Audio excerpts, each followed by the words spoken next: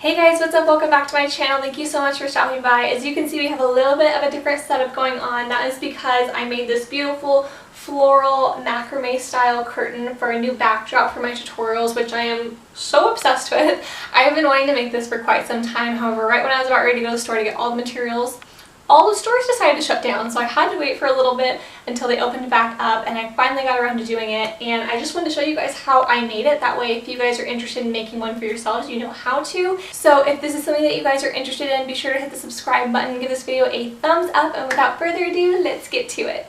Okay, so the items that you're going to need for this project are one dowel, whatever size preference you prefer, hot glue and hot glue gun, twine of any type of size you like, scissors, and flowers. Lots and lots of flowers.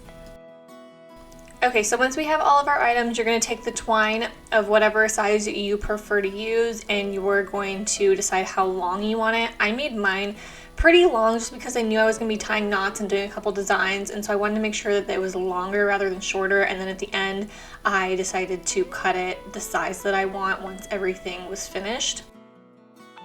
And then once you figure out how long you want it, you're going to make 10 of those ropes all the same length.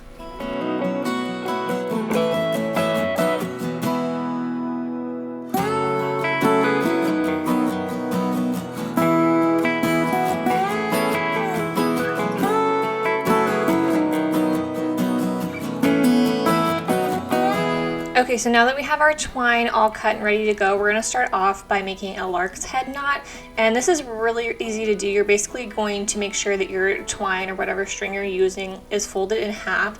You're going to take the loop and basically place it over the dowel, wrap it around, and then pull the twine through the loop and then pull it tight. So here's a close-up. I'm just wrapping the twine over the dowel, flipping it under, making that loop, and then pulling the two strings through that loop all the way, and then I will pull it tight, and that is my starter knot to hang everything off of.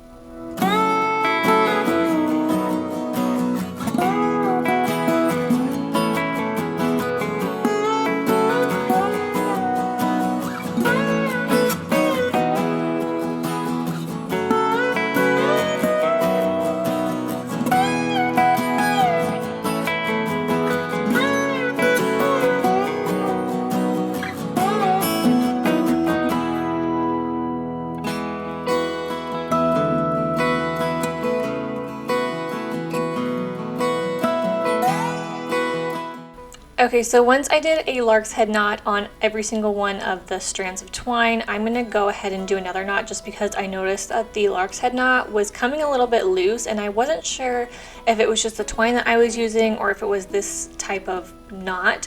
But I went ahead and did, I think it's called an overhead knot. It's basically just like a basic knot that you would generally do to keep something from slipping out or going through a hole. And so I'm just doing the knot, and then I'm making sure that it's tightened up right under that lark's head knot so that it stays nice and tight and doesn't get loose.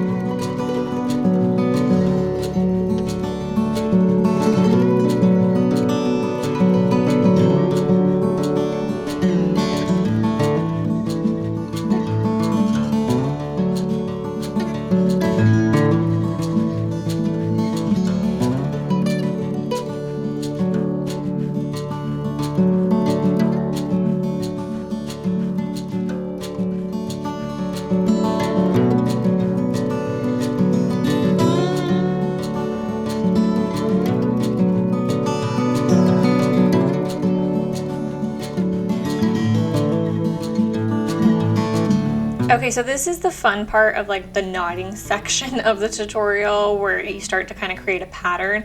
I'm going to do a diamond pattern for the top half of this curtain. So basically I'm going to take two strings, and I'm going to make sure that they're laying even so they're not like crossed and whatnot.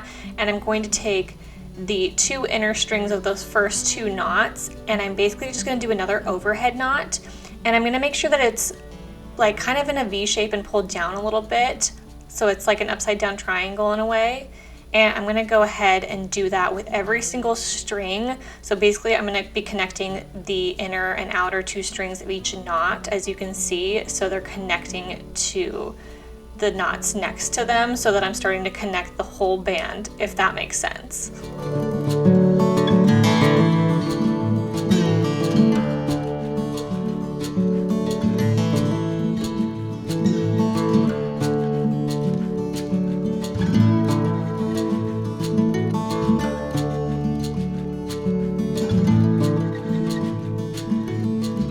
So continuing on with the second row, as you can see, we're now going to knot the bottom half of the diamond. So now you can start seeing a shape is forming. And then once I did the bottom half, I'm connecting that outer string together so that it all kind of cohesively blends as, you know, a pattern. And I'm just going to be doing the same thing all the way across.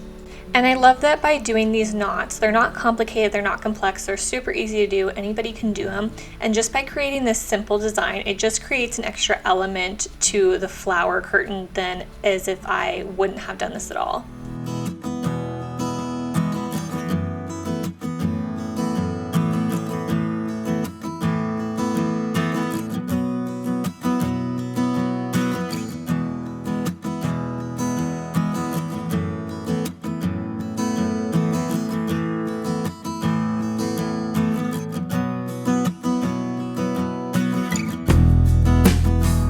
And then once you finish doing the 2 rows of knots, this is how your curtain should look so far.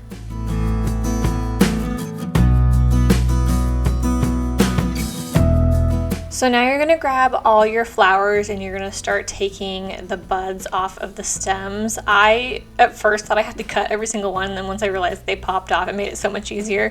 So I'm just taking all of the flowers off of the stems. I decided to go with peonies, roses, and then like the little tiny tea roses because I really wanted to do this during the springtime, but like I said, since all the stores were closed down, I had to wait until like it's pretty much summer now to do this floral thing. And so I was wanting to figure out like, okay, what are flowers, you know, that are popular during the summer? And so I found out that peonies are more of a summer flower, and I think they're so gorgeous, and I just wanted to keep a light, fresh, like peachy pink white theme, and I really like this pattern of flowers that I chose. So yeah, just taking off all the heads, and now I'm just going to start kind of placing them and kind of starting to stage where I want to glue all of my flowers on, and just kind of starting to piece everything together.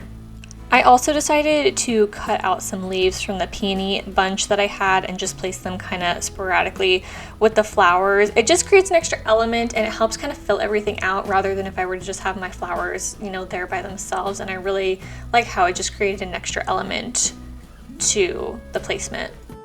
And then once I figured out where I wanted to place all my flowers, I am just taking a hot glue gun and gluing them all down. And the glue that I'm using, in case you guys didn't see in the beginning, is Gorilla Glue that's in a hot glue stick form. And I feel like this type of glue just really holds everything down. I wouldn't recommend doing like Elmer's glue or anything like that. I just feel like it might not hold as well. So definitely use like a hot glue gun, Gorilla Glue, or even something stronger if you have that, just to make sure that the flowers aren't popping off over time.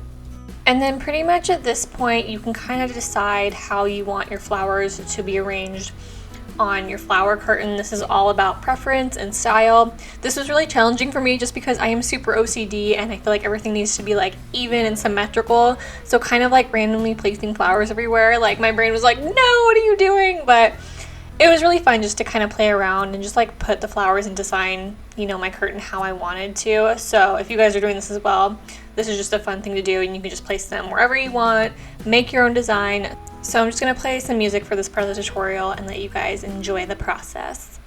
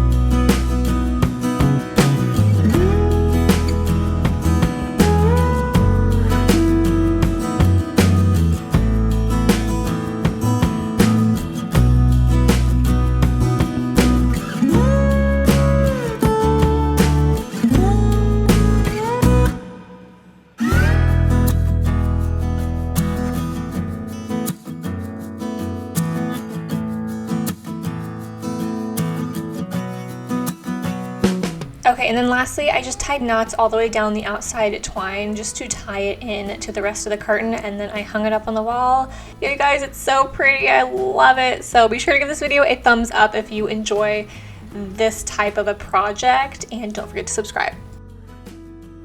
Alright, you guys, so that is the end of this video. Thank you so much for hanging out with me while I put my floral curtain together. Don't forget to once again give this video a thumbs up, subscribe if you haven't already, and I'll see you guys in the next one. Bye guys!